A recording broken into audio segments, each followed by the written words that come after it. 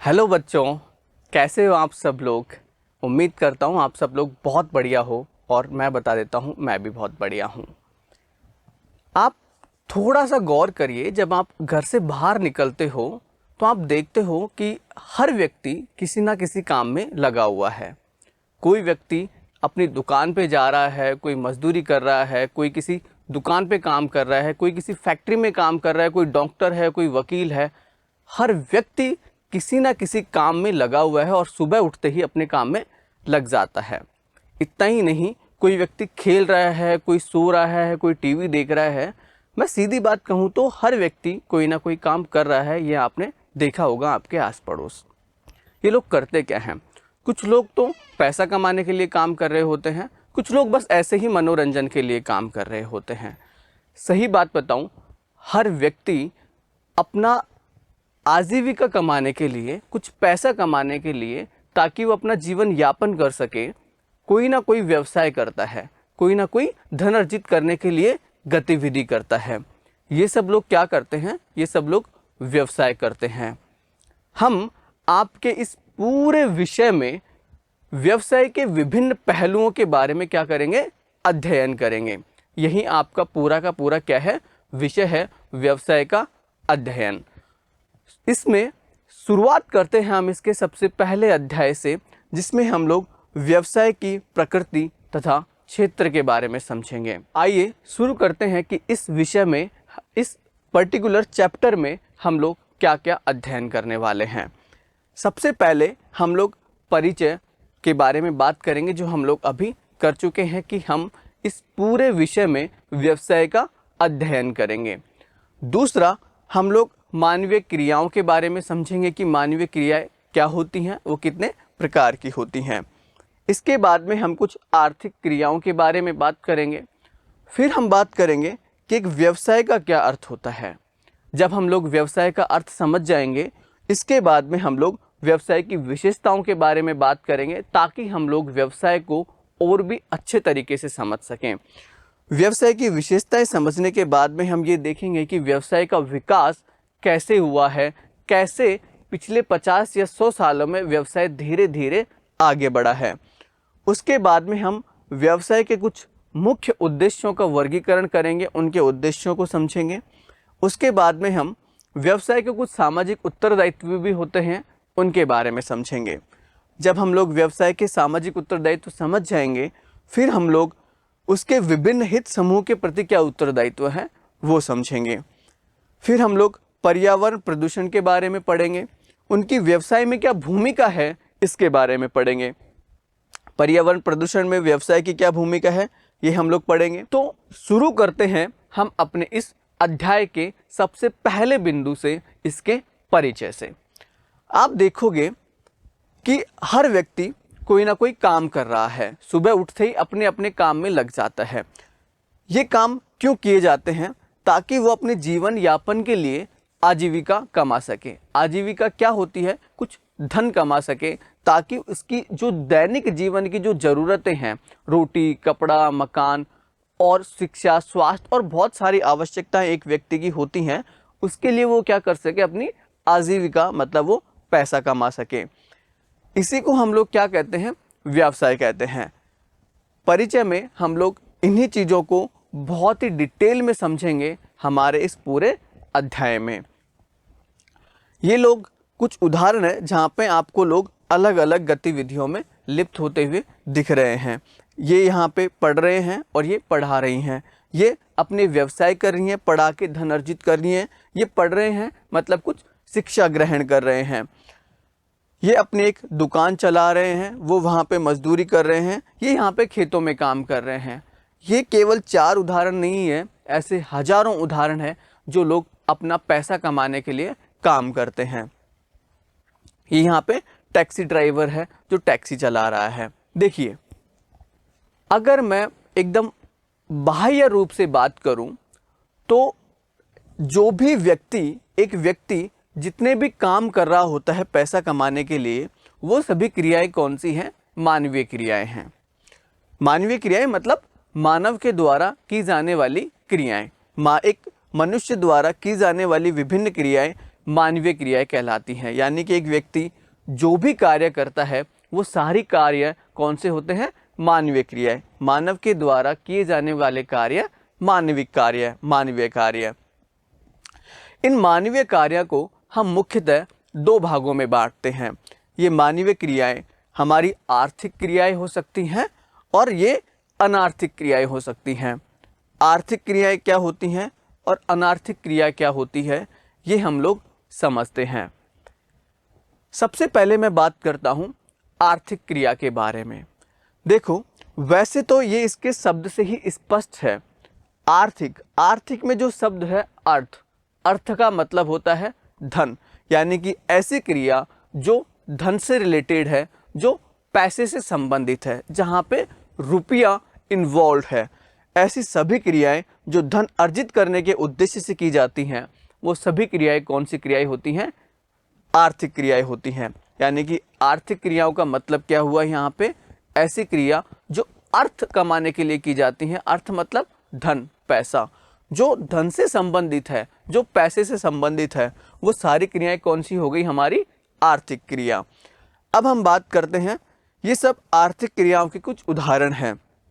ये किसान अपने खेतों में काम कर रहा है, तो ये किस लिए कर रहा है? पैसा कमाने के लिए। तो ये किससे संबंधित हो गया? पैसे से संबंधित। कौन सी क्रिया हो गई? आर्थिक क्रिया। ये व्यक्ति भी अपने खेतों में कुछ काम कर रहा है, कुछ पौधरोपण का काम कर रहा है। ये कौन सी क्रिया हो गई? आर्थिक क्रिया, क्योंकि ये किसके लिए कर रहा है? पैसा कमाने के लिए। ये कोई व्यक्ति हैं जो अपने ऑफिस में काम कर रहे हैं, ये भी किस लिए कर रहे हैं? पैसा कमाने के लिए। तो ये कौन सी क्रिया हो गई? आर्थिक क्रिया। अब हम बात करेंगे अनार्थिक क्रियाओं में। अगर सामान्य शब्दों में मैं कहूँ तो एक ऐसी क्रिया जो आर्थिक क्रिया नहीं है, मतलब कि एक ऐसी क्रिया जो पैसा कमाने के उद्देश्य से नहीं की गई है, वो कौन सी क्रिया हो गई? अनार्थिक क्रिया। ऐसी क्रियाएं जो धन अर्जित करने की अपेक्षा संतुष्टि के उद्देश्य से की जाती हैं, वो अनार्थिक क्रियाएं कहलाती हैं। देखो, कोई भी क्रिया जो करी जाती है मानव के द्वारा, वो मानवीय क्रियाएं। मुख्यतः दो भागों में बांटा, आर्थिक और अनार्थिक क्रिया। आर्थिक जो पैसों के लिए, अनार्थिक जो पैसों के लिए नहीं। अब पैसों के लिए अगर कोई व्यक्ति काम नहीं कर रहा है तो वो काम क्यों कर रहा है? आप ये समझिए, वो काम कर रहा है अपनी संतुष्टि के लिए। वो मनोरंजन का काम कर सकता है, मतलब वो खेल कूद कर रहा है, वो टीवी देख रहा है, वो अपना मोबाइल चला रहा है। क्या उन सब से वो कोई पैसा अर्जित कर रहा है? बिल्कुल भी तो नहीं। वो सारी क्रियाएं क्या हो गई? अनार्थिक क्रियाएं हो गई। अब देखिए ना, दिन प्रतिदिन में हम लोग कितने ऐसे काम करते हैं जिनके बदले में हमें पैसा मिलता ही नहीं है। वो सारी क्रियाएं कौन सी हो गई? अनार्थिक क्रियाएं। हम दोस्तों के साथ में खेल रहे हैं, कोई मनोरंजन कर रहे हैं, टीवी देख रहे हैं, ये सब उसके क्या है? उदाहरण है।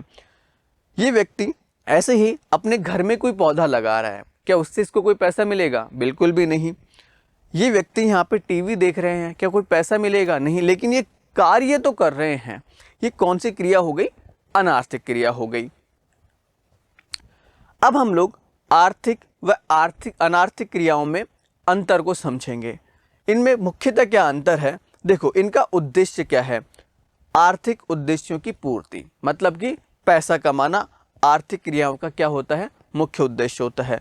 जबकि अनार्थिक क्रियाएं किसी सामाजिक उद्देश्य से की जा सकती हैं।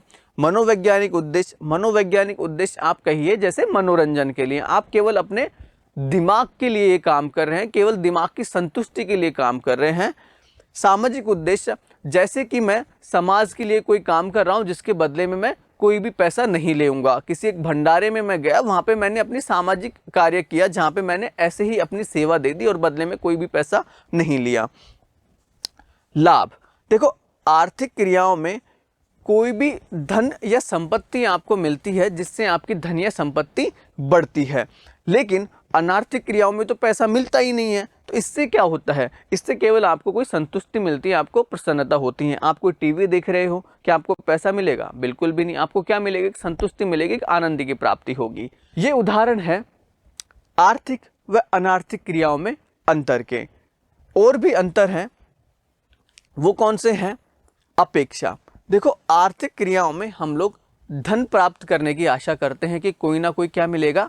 धन मिलेगा। लेकिन अनार्थिक क्रियाओं में हम धन व लाभ की अपेक्षा करते ही नहीं हैं।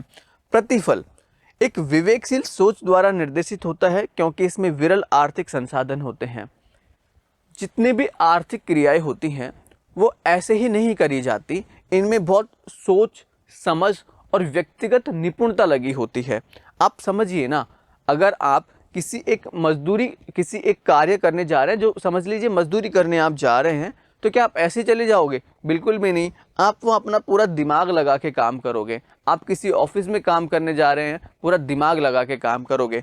तो ये एक विवेकशील व्यक्ति द्वारा, विवेकशील सोच के द्वारा कार्य करे जाते हैं, क्योंकि इसमें पैसा लगा हुआ होता है।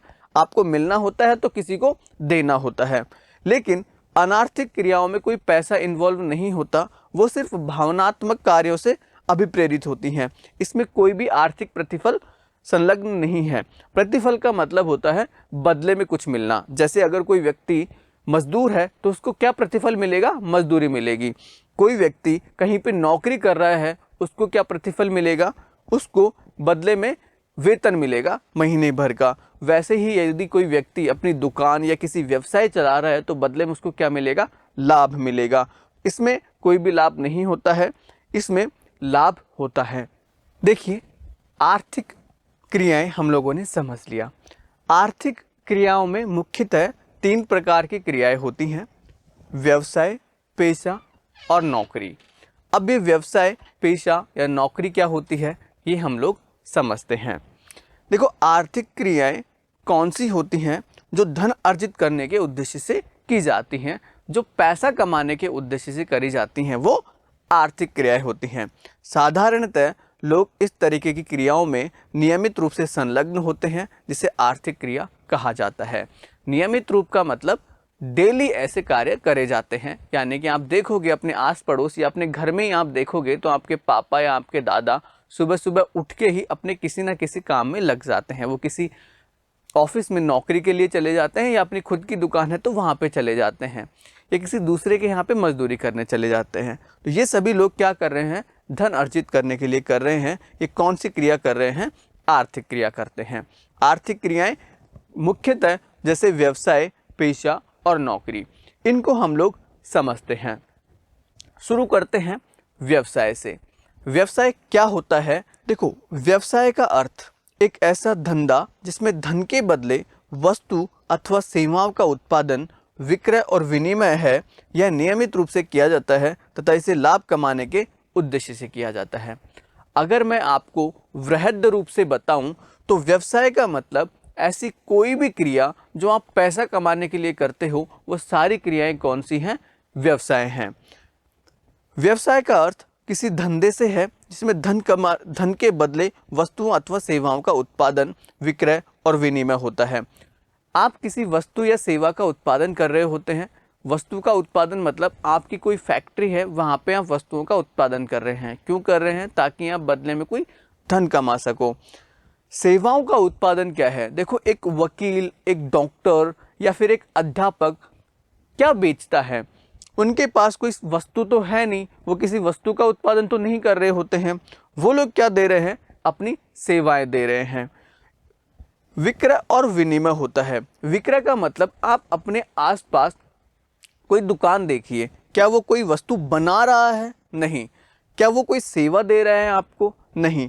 वो केवल और केवल आपको क्या कर रहा है? वस्तु का विक्रय कर रहा है, विनिमय कर रहा है।